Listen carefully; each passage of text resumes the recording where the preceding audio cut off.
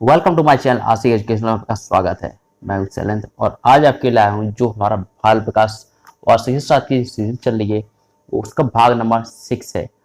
तो हम अभी तक 5 भाग बना चुके हैं। यदि आपने नहीं देखे हैं तो हमारे चैनल की प्लेलिस्ट में जाइए, उसमें आपको बाल विकास एवं शिक्षा शास्त्र से संबंधित जो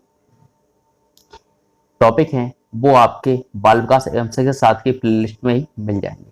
क्लियर? यदि आपने नहीं देखा है तो उसमें आप जाकर देख सकते। और चैनल को अभी तक आपने सब्सक्राइब नहीं किया है तो चैनल को सब्सक्राइब करें और बेल आइकन घंटे को जरूर दबाएं। तो वीडियो को एक बार लाइक जरूर कर दें। चलिए पहले क्वेश्चन पढ़ लेते हैं। पहले क्वेश्चन हमारा क्या है कि कक्षा कक्ष में प्रयोग की जाने वाली छात्र केंद्रित शिक्षण विधियों में प्रायः शिक्षक की भूमिका रहती है। देखिए, एक शिक्षक की भूमिका क्या रहती है, यहां पर यह पूछा है शिक्षक की भूमिका क्या है। कहां पर? कक्षा कक्ष में ही तो शिक्षक की भूमिका होनी चाहिए।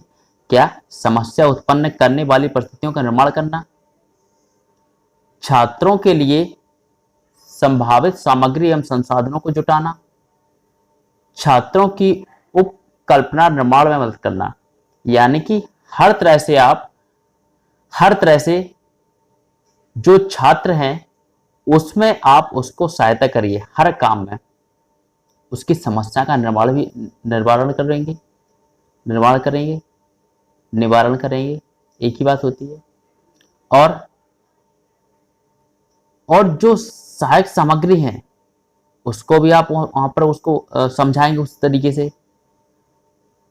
और उसमें जो काम कर रहा है उसमें भी यानी कि सकारात्मक होना चाहिए, वो सीख सके, जिससे वो काम होना चाहिए। वो यदि कर रहा है तो आप उसको भी उसमें सहायता कर सकते हैं। कह सकते हैं कि हमारा जो आंसर हो जाएगा ये सभी हो जाएगा।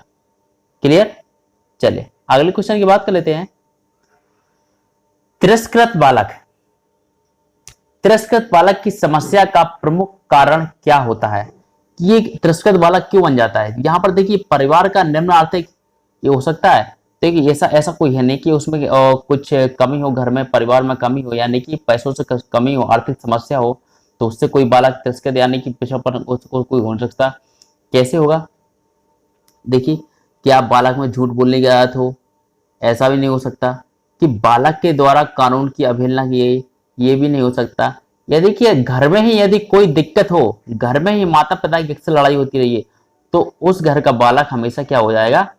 बड़ा ही चिड़चिड़ा सा हो जाता है। यानी कि वो किसी से अच्छी तरह से बात नहीं करता, कि उसका दिमाग खराब ही रहता है हमेशा। इसी तरह यहाँ पर उसका क्या होगा? बालक क्या करेगा? जब घर में कलेश मचता रहेगा, कलेश होता रहेगा, या तो माता पिता की लड़ाई होती रहेगी, तो इसमें क्या किसी भी काम में उसका मन नहीं लगेगा। तो यहाँ पर कह सकते हैं ऐसे ही बालक के कहलाते हैं, तिरस्कृत बालक कहलाते हैं। तो ऑप्शन नंबर हमारा क्या हो जाएगा? ऑप्शन नंबर 4 इस क्वेश्चन का राइट आंसर हो जाएगा। अगले क्वेश्चन की बात कर लेते हैं कि विशिष्ट बालकों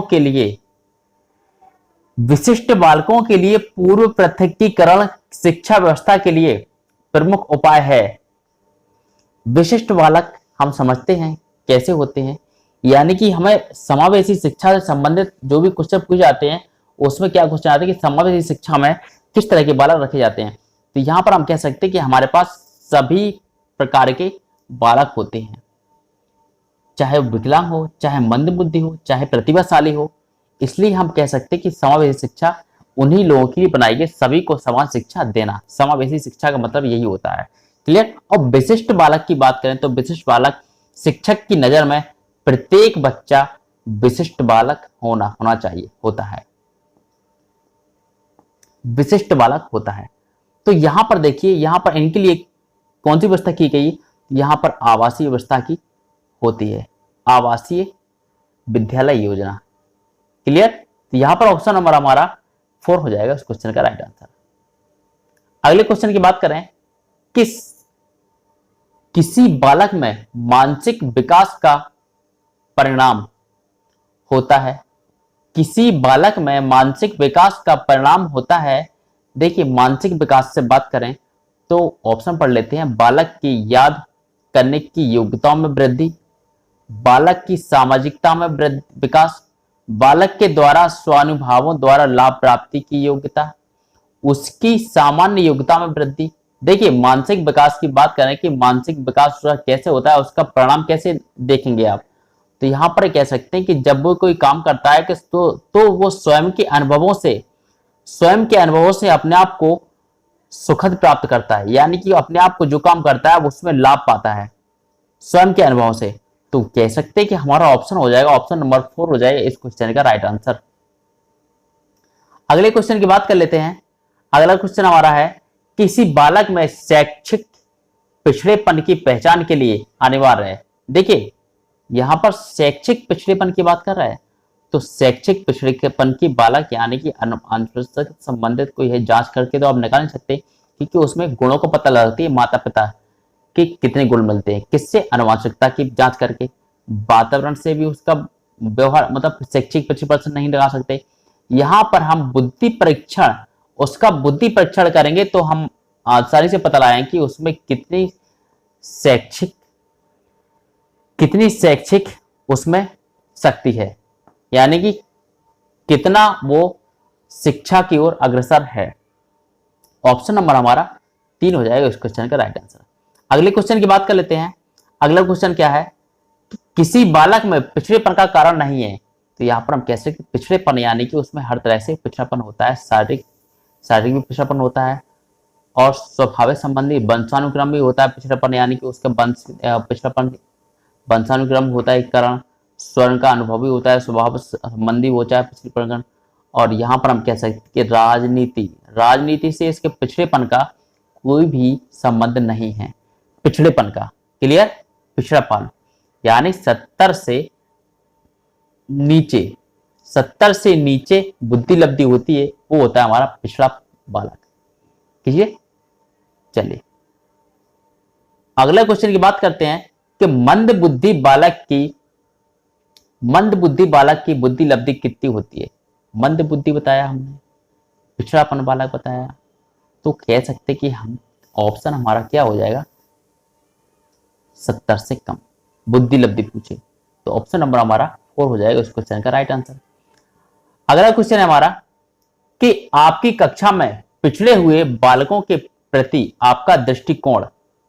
देखिए पिछड़ा बालक है एक, आप कक्षा में हैं, आप क्लास में हैं, तो आपके सामने क्या है, एक पिछड़ा हुआ बालक है, बहुत ही कमजोर है पढ़ने में, जो पढ़ने में कमजोर, हर काम में कमजोर होता है, यानी कि अपनी छोटी कक्षाओं के समान काम करता है, यानी कि वो पढ़ रहा है 8 में और सवाल सब किसके सॉल्व कर सकता है, वो 3-4 के, यानी कि अपनी कक्षा के समान जो सवाल हैं उनको सॉल्व नहीं कर सकता। या कहें कि अपनी कक्षा के समान के जो उसके विद्यार्थी हैं, समान के उसके वो हैं साथी संगी हैं, कक्षा 8 में पढ़ते हैं, तो 8 के ही बालक हैं, तो वो क्या है, 8 के बालकों की तरह वो काम नहीं करता है। किसकी तरह बात करता है, वो काम करता है कक्षा 5-6 की तरह। तो ये ऐसे बालक क्या कहते हैं, पिछड़े बालक कहलाते हैं।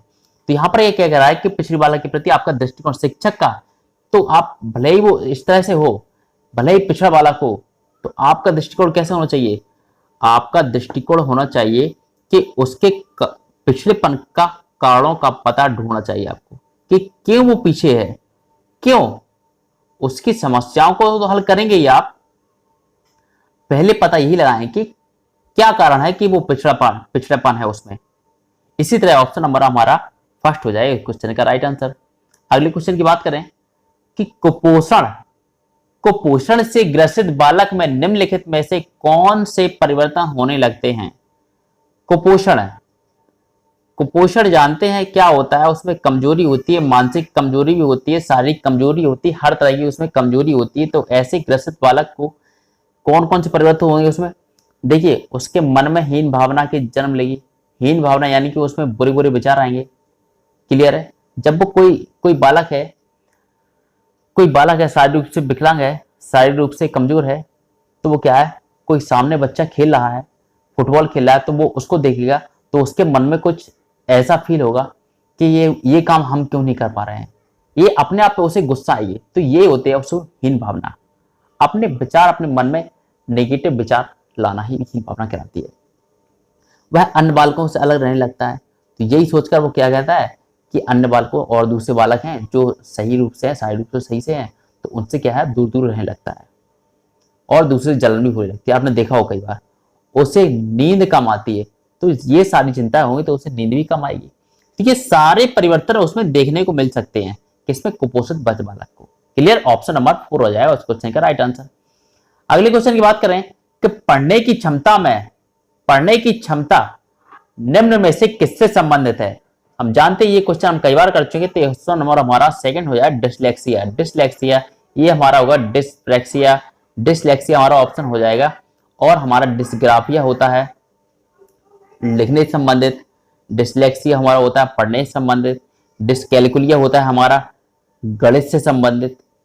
क्लियर, गणित से संबंधित, कैलकुलिया यानी कैलकुलेशन, कैलकुलेशन किस में होता है, गणित में, तो यहां पर कह सकते हैं गणित से संबंधित हो जाता है। क्लियर। और डिसग्राफिया की बात करें, ग्राफ यानी कि एक तरह का होता है लिखने से संबंधित होता है, लिखने से, तो हमारा क्या हो जाएगा, ग्राफिया, डिसग्राफिया। आप क्या, डिसग्राफिया, याद रखिएगा डिसग्राफिया, यहां पर लिख देते हैं डिसग्राफिया। डिस्ग्राफिया लिखने से संबंधित, और डिसलेक्सिया जो हमारा होता है वो कहता है पढ़ने से संबंधित। क्लियर, चलिए ऑप्शन नंबर सेकंड हो जाएगा इस क्वेश्चन का राइट आंसर। अगले क्वेश्चन की बात कर लें कि निम्नलिखित में से एक प्रतिभाशाली बालक की विशेषता क्या है। देखिए, बालक की प्रतिभाशाली बालक की बात कर रहा है यहाँ पर। अब प्रतिभाशाली बालक की बात करें तो यहाँ पर देखिए वो हर किसी में रुचि लेगा, फिर तो वो जरूर नहीं कि मूर्त में ही ले, मंद बालक तो हो नहीं सकता, दैनिक कार्य जरूर नहीं कि दैनिक कार्य यानी कि रोज का जो कार्य है उसमें समरूपता दिखाए अपनी। यहाँ पर उस भी कह सकते हैं कि प्रतिभाशाली बालक ऐसा होता है जो हर काम में यानी सामान्य हो चाहे विशिष्ट हो, सामान्य रूप से अध्ययन करने में रुचि, यानी कि वो हर तरह से उच्च होता है।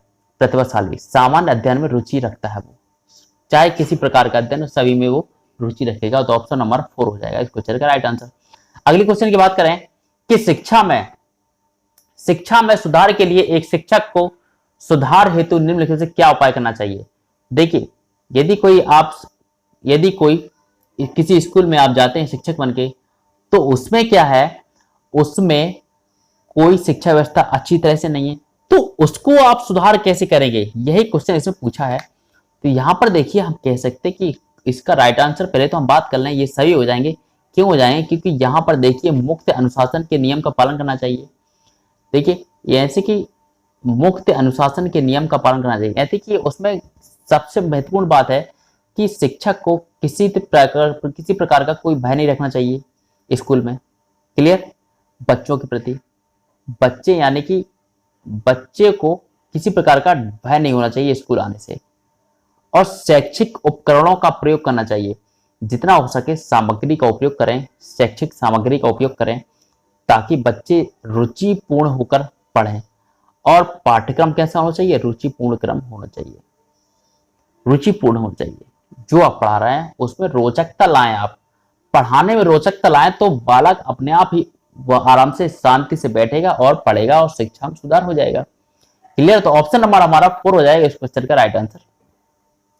अगले क्वेश्चन की बात करें कि निम्नलिखित में से किस माध्यम द्वारा बालक अच्छे आदर्श सीखता है।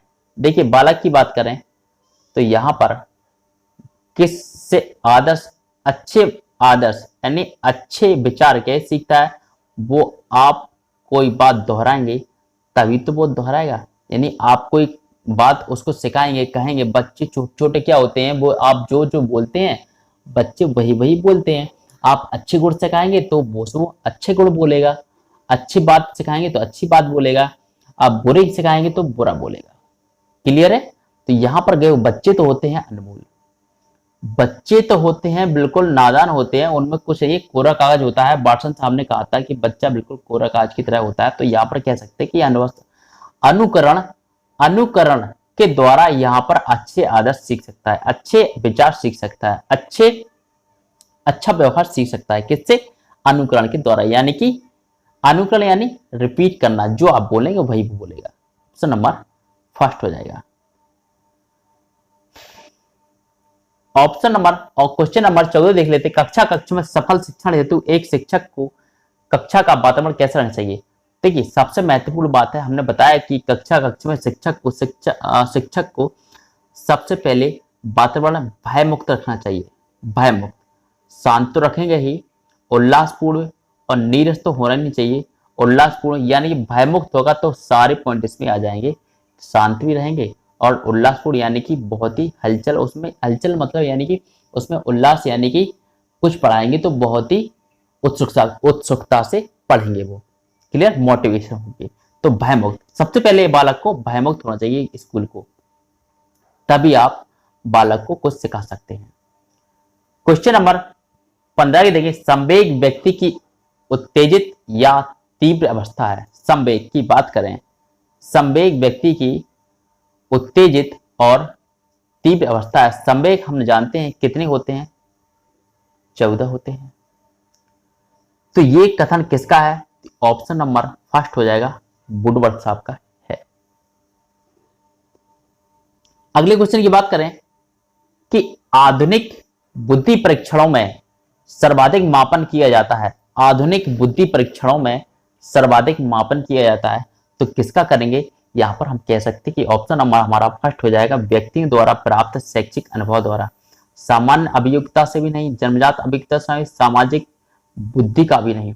आधुनिक बुद्धि परीक्षण का बात करें तो यहाँ की व्यक्तियों द्वारा प्राप्त जो शैक्षिक अनुभव है उससे हम कह सकते हैं, यानी कि व्यक्तियों में कितना अनुभव शिक्षा के द्वारा हुआ है, उसी तरह से बुद्धि परीक्षणों का निर्माण हो सकता है, उसका मापन किया जा सकता है। ऑप्शन नंबर फर्स्ट हो जाएगा उस क्वेश्चन का राइट आंसर।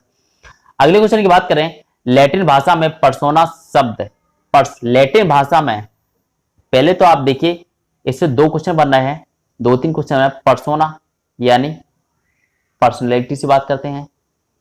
पर्सोना शब्द किससे लिया है, लैटिन भाषा से लिया है, कई बार आया है वो क्वेश्चन। अब ये पर्सोना का अर्थ क्या है ये पूछा है, तो ऑप्शन नंबर हमारा हो जाएगा 3, जो मुखौटा से संबंधित है। मुखौटा, मुखौटा याद रखिएगा, ये बहुत ही इंपॉर्टेंट क्वेश्चन है। अब बात करें, अगला क्वेश्चन है जो हमारा इस सेशन का लास्ट क्वेश्चन है, व्यक्तित्व को प्रायः किस रूप में परिभाषित किया गया है। व्यक्तित्व हमने कहा पर्सनैलिटी, पर्सोना सबसे, तो यहां पर हम कह सकते हैं कि ना ही जैविक होगा, ना ही मनोयौनिक होगा, ये ना ही जैव रसायन होगा, मनोशारीरिक होगा, यानी कि मन का और शारीरिक का जो संबंध होता है उससे तो पर्सनैलिटी बनती है, व्यक्तित्व उसका व्यक्तित्व होता है। तो यहाँ पर हम कह सकते हैं मनोशारीरिक हो सकता है हमारा। ऑप्शन नंबर 3 हो जाएगा इस क्वेश्चन का। यदि आपको ये वीडियो पसंद आया तो लाइक करें और जितना हो सके दोस्तों के साथ शेयर करें, और वीडियो को यदि चैनल को दिया सब्सक्राइब नहीं किया तो सब्सक्राइब करें और बेल आइकन घंटे को जरूर दबाइए। Thank you.